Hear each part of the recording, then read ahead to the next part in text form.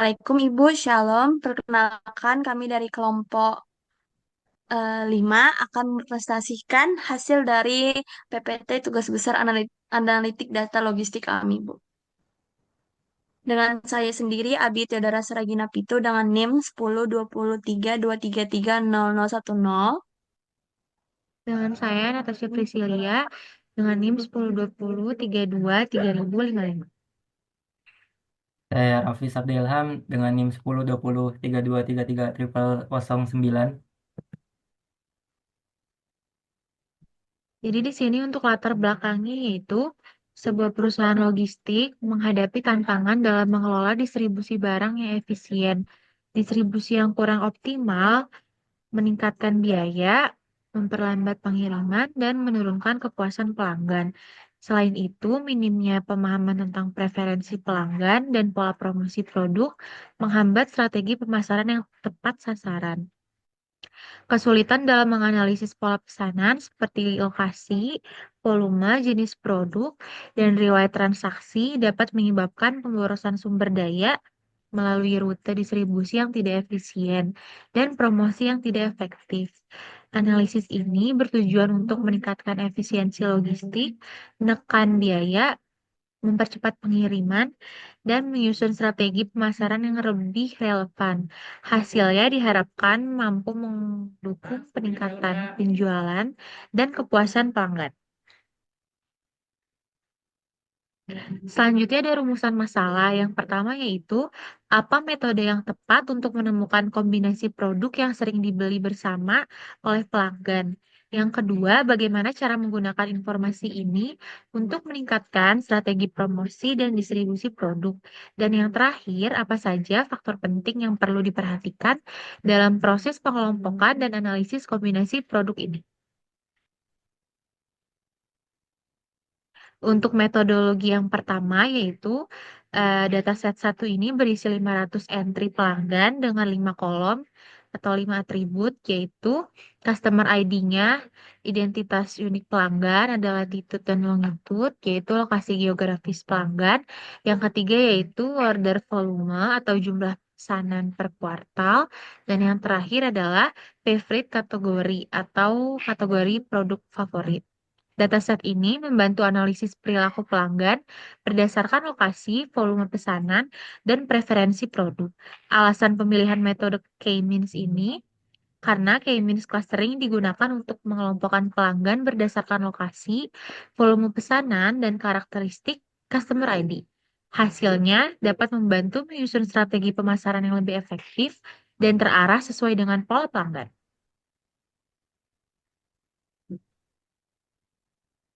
Seterusnya adalah dataset kedua. Dataset kedua berisi 1.500 entry transaksi dengan 3 kolom, yaitu ada transaksi ID dengan identitas unik setiap transaksinya, ada customer ID dengan identitas pelanggan yang melakukan suatu transaksi, yang ketiga ada produk atau daftar produk yang dibeli dalam suatu transaksi. Dataset ini berguna untuk menganalisis pola pembelian, frekuensi produk, dan juga produk yang sering dibeli bersamaan oleh pelanggan. Alasan pemilihan metode a priori pada dataset kedua ini adalah metode a priori digunakan untuk mencari pola kombinasi produk yang sering dibeli bersama.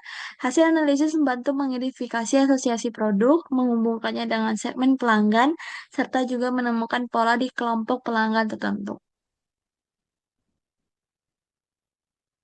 Berikut adalah tahapan masalah. Kita mulai dari clustering metode K-means, dimulai dari mulai. Seterusnya ada mengimpor libraries.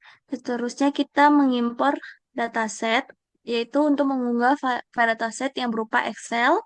Seterusnya kita membaca dataset. Disantai data Disantai membaca dataset ini berguna untuk membaca dataset dari file yang telah diinput. Yang seterusnya adalah menampilkan data menggunakan df titik types untuk memberitahu kita jenis data apa yang tersimpan di setiap kolom data frame-nya.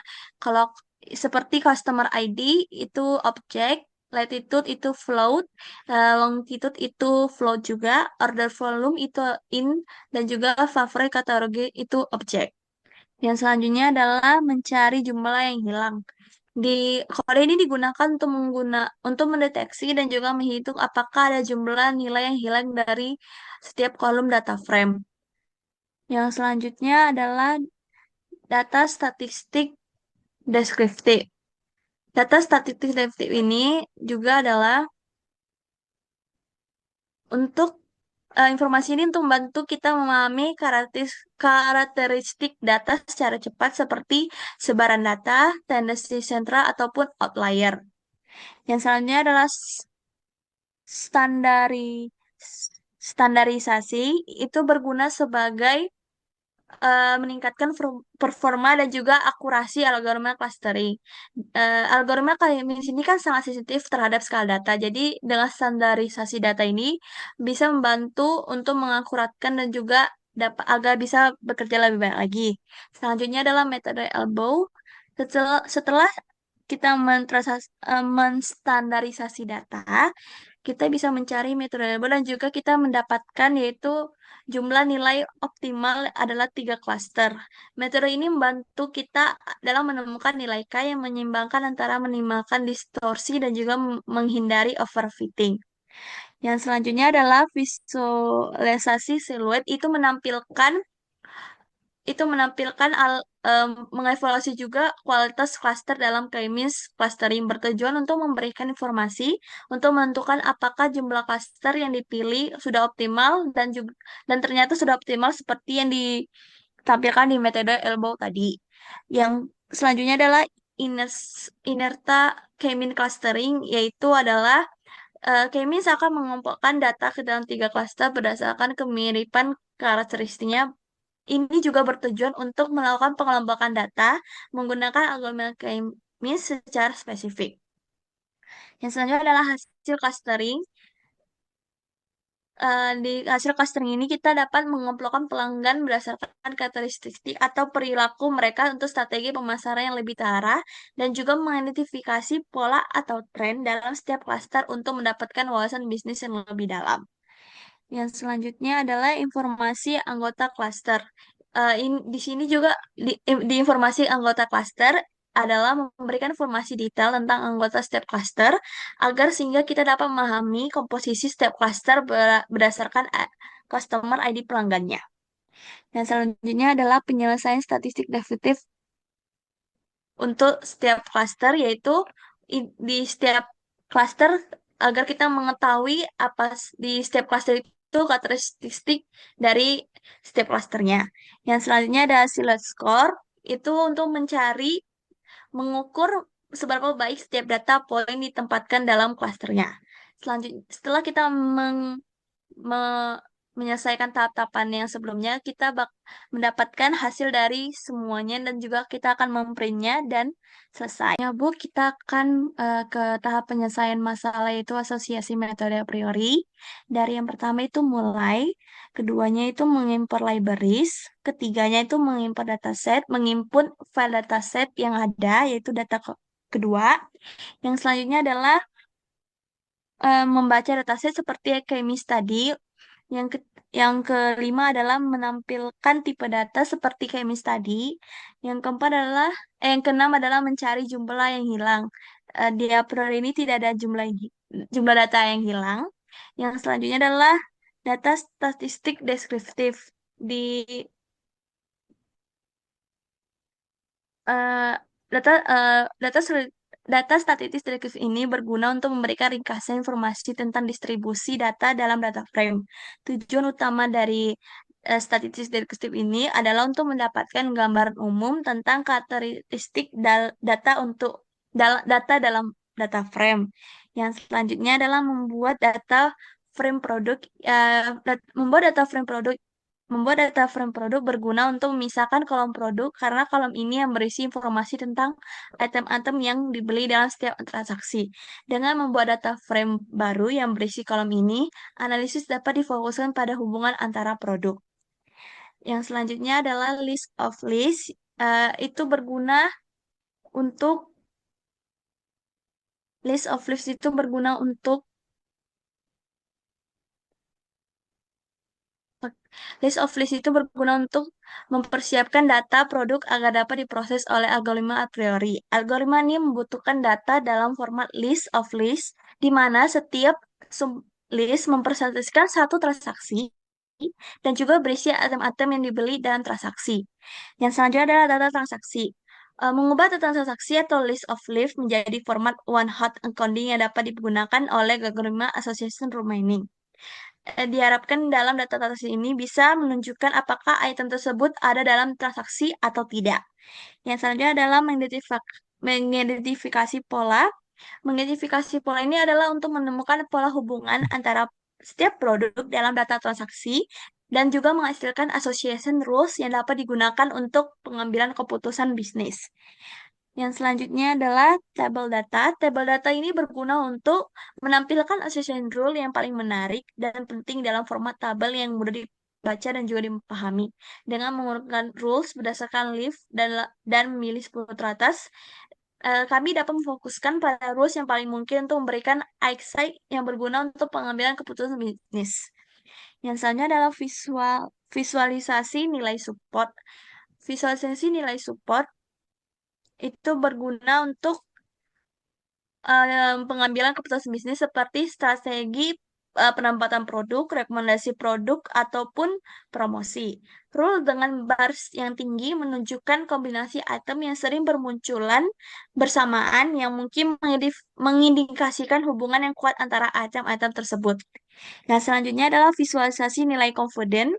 Visualisasi nilai confident adalah rules dengan bar yang tinggi menunjukkan hubungan yang kuat antara excision dan juga konsekuen yang berarti item konsekuen cenderung muncul jika item antecedents muncul.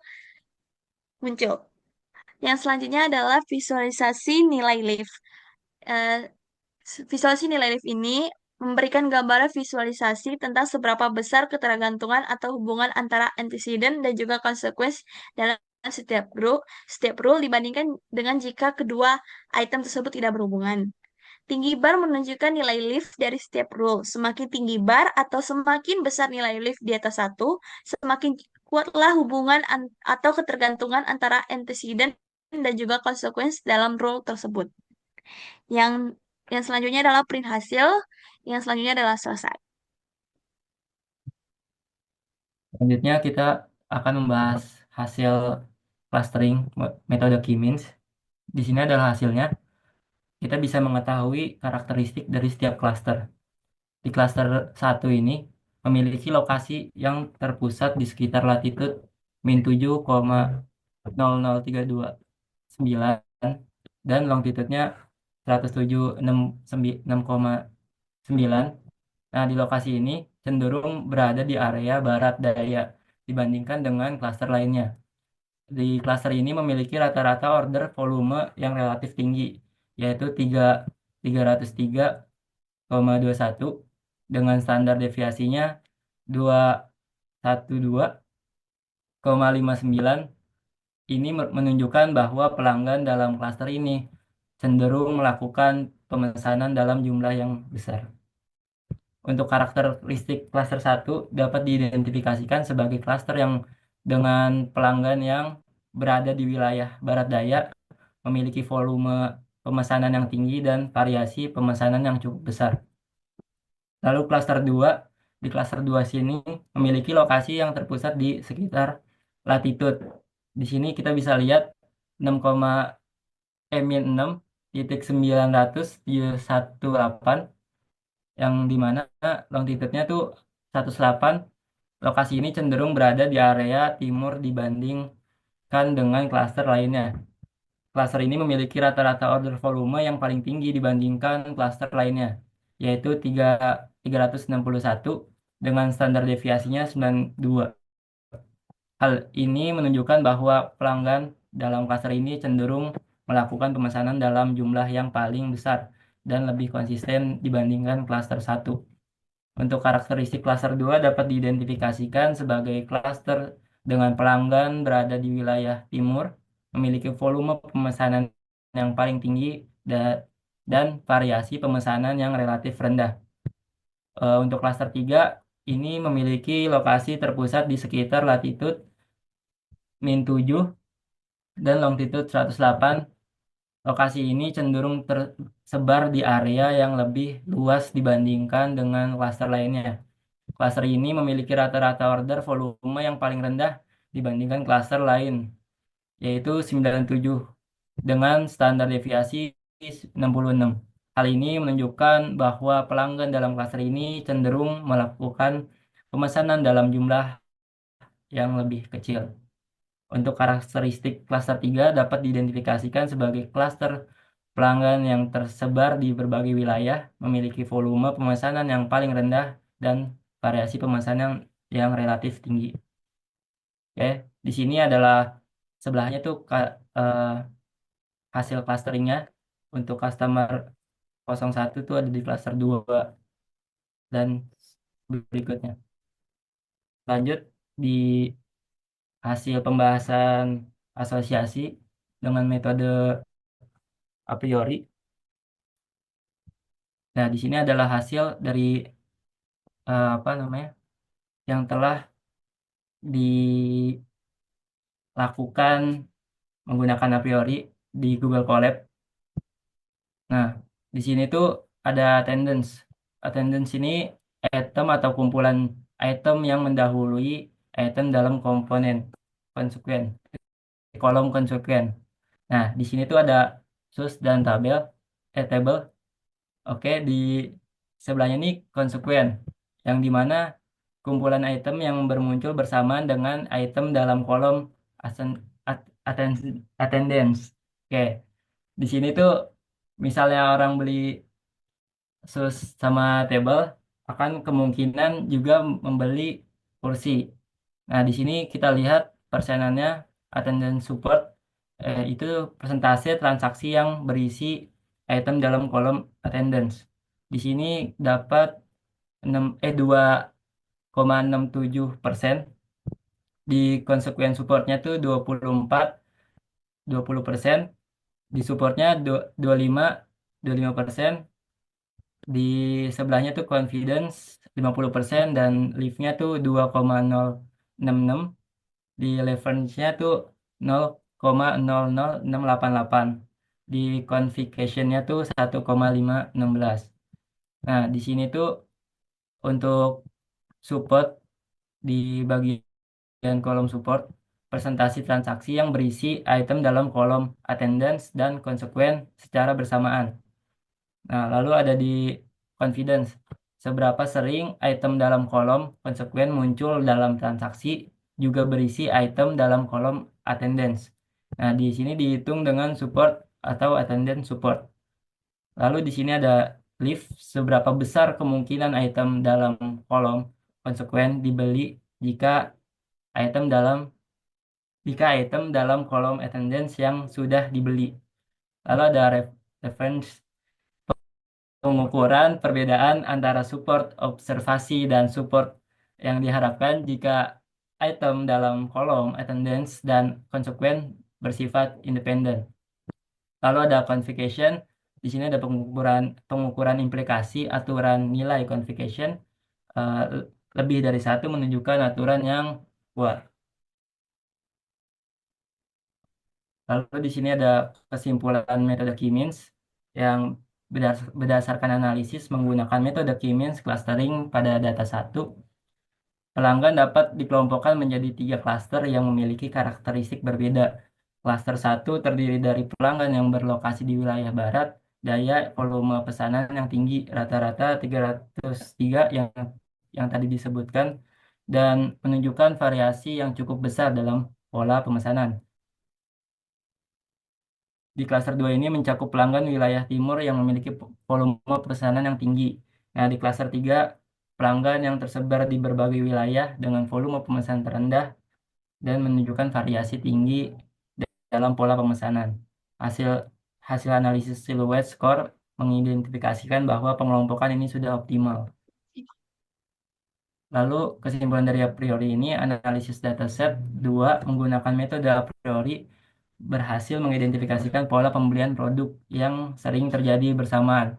Hasil ini menunjukkan bahwa pelanggan yang membeli kombinasi sus dan table memiliki kemungkinan 50% untuk membeli chair dengan nilai lift 2,066. Pelanggan yang membeli kombinasi sus dan shirt memiliki kemungkinan 49% untuk membeli phone dengan nilai lift 1,979, sedangkan pelanggan yang membeli kombinasi sus dan burgan memiliki kemungkinan 8. Lalu hasil ini, analisis dari kedua dataset dapat dimanfaatkan untuk mengoptimalkan strategi pemasaran, penempatan produk, dan manajemen inventory dengan mempertimbangkan lokasi, pelanggan, serta pola pembelian mereka. Oke, Yang untuk selanjutnya Yang selanjutnya adalah rekomendasi. Yang pertama itu memanfaatkan customer ID sebagai kunci penghubung utama.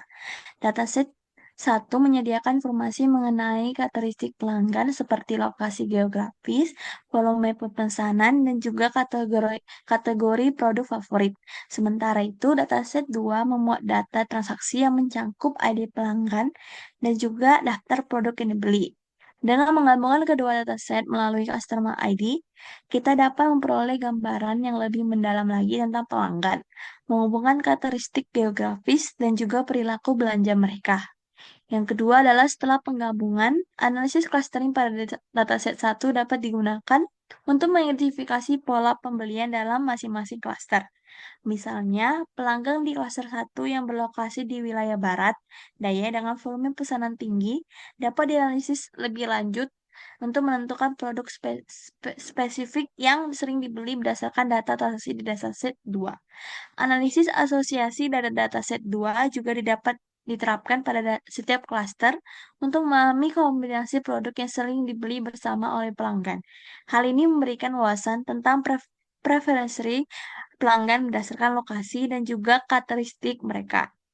Yang terakhir yaitu hasil integrasi ini dapat digunakan untuk berbagai strategi bisnis. Sebagai contohnya, untuk pelanggan di klaster satu, perusahaan dapat menawarkan promosi lokal atau bundling produk yang relevan berdasarkan pola pembelian mereka. Di klaster yang kedua, memiliki volume pesanan tertinggi, perusahaan dapat juga meningkatkan ketersediaan produk yang sering dibeli bersamaan untuk memastikan pengalaman belanja yang optimal. Sedangkan untuk klaster ketiga, memiliki pola pembelian yang lebih tersebar, survei tambahan dapat dilakukan untuk memahami kebutuhan mereka dengan memanfaatkan rekomendasi produk berdasarkan analisis.